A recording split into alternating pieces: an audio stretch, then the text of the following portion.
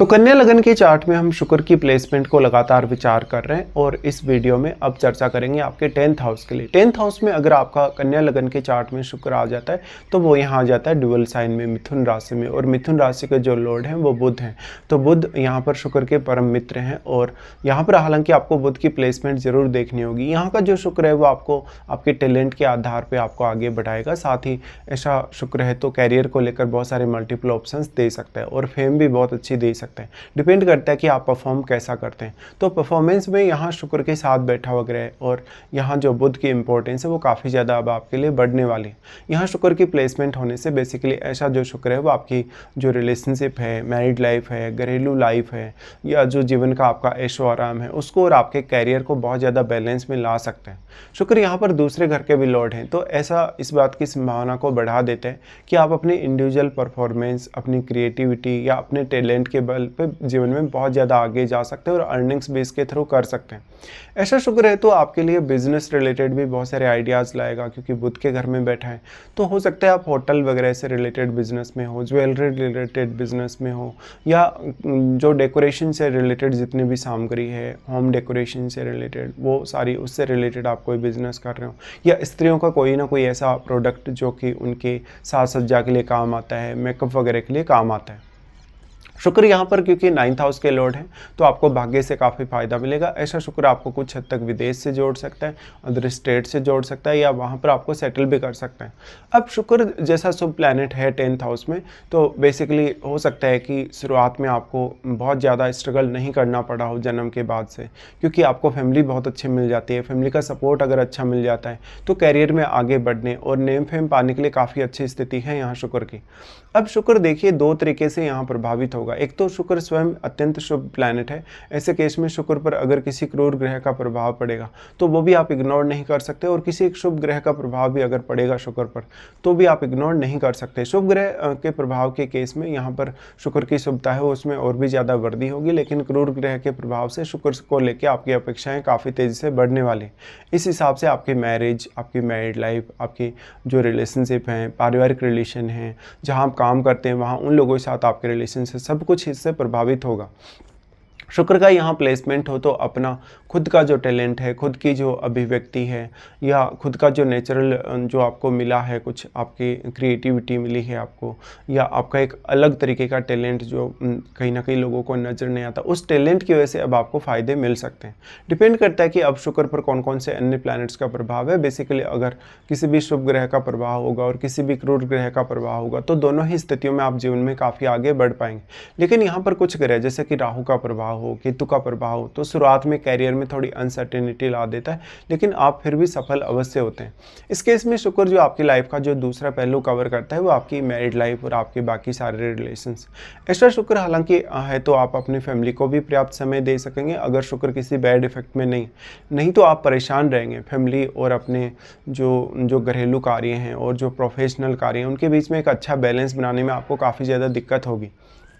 इस प्रकार का शुक्र प्लेस्ड है तो मुख्य तौर पे आपके लिए यहाँ पर आपके लिए हार्ड वर्क करना, मेहनत करना आसान जरूर हो सकता है कुछ केसेस में, लेकिन शुक्र पर अगर किसी जैसे सूर्य जैसे ग्रह का प्रभाव हो, मंगल जैसे ग्रह का प्रभाव हो, उस केस में आपको सबसे ज़्यादा फायदा होने के चांसेस हैं। हालांकि इन ग्रहों के प्रभाव से आपकी मैरिज और आपके बाकी रिलेशंस भी जरूर ही प्रभावित होंगे।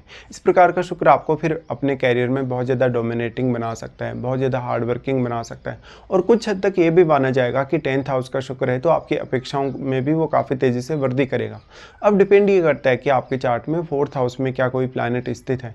4th हाउस में बैठा हुआ प्लैनेट यहाँ शुक्र को अवश्य प्रभावित करेगा, चाहे वो एक शुभ ग्रह है चाहे वो एक क्रूर ग्रह है। ऐसे केस में अगर यहाँ शुक्र पर क्रूर ग्रह का प्रभाव हो तो शुक्र को लेकर आपके जो अपेक्षाएं वो काफ़ी तेज़ी से बढ़ती हैं।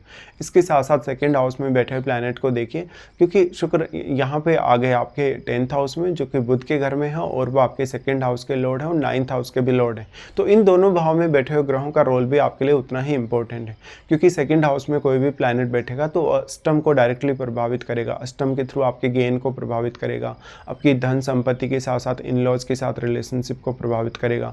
किसी से आपको कोई फ़ायदा होता है, सपोर्ट मिलता है आर्थिक रूप से या अन्य रूप से, तो उसको 10th हाउस के शुक्र के लिए अब ये देखना बहुत ज़्यादा ज़रूरी है कि कौन कौन से ऐसे प्लैनेट हैं आपके चार्ट में जो शुक्र पर अपना प्रभाव डाल रहे हैं, चाहे वो दृष्टि संबंध से डाल रहे हैं, चाहे वो युति से डाल रहे हैं।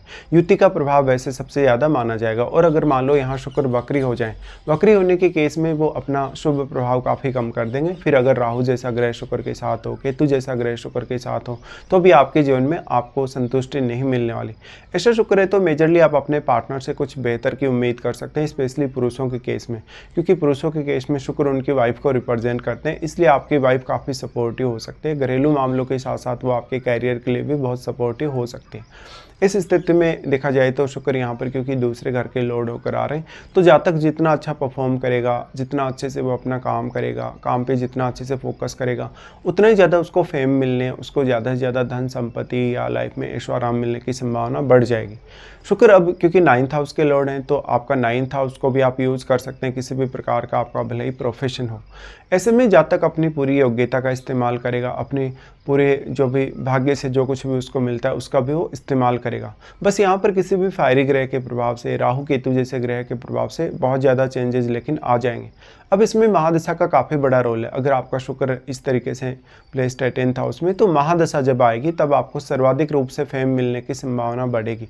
इसके साथ साथ शुक्र यहाँ पर अगर पीड़ित हो तो आपको वो एक लव मैरिज की तरफ काफ़ी अट्रैक्ट करता है और एक ऐसा जीवन साथी दिला सकता है जो कि वास्तव में आपके सेम प्रोफेशन से जुड़ा है, आपके सेम कहीं ना कहीं आपका जो प्रोफेशन है या जो आपका क्रिएटिव फील्ड है उससे जुड़ा है। और जीवन साथी के आने के बाद में फिर आपकी लाइफ में ग्रोथ होने की पॉसिबिलिटी या ज़्यादा से ज़्यादा फेम मिलने की संभावना बढ़ जाती है।